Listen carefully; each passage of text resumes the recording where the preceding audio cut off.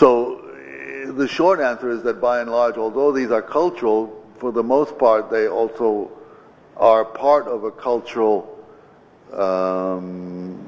context that the Buddha also inhabited.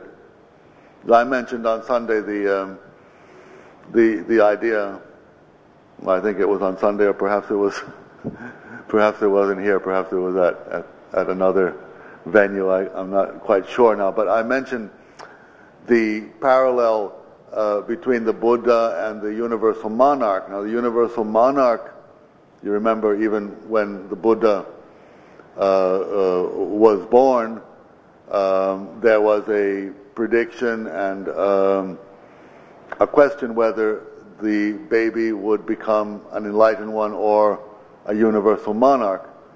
As it happens, the Buddha determined to be an enlightened one, to follow the religious path rather than the secular path. But had he followed the secular path, then he would have become a universal monarch.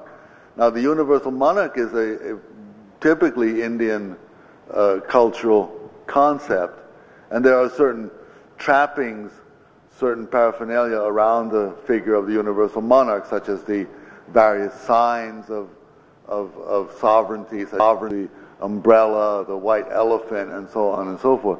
Now these parts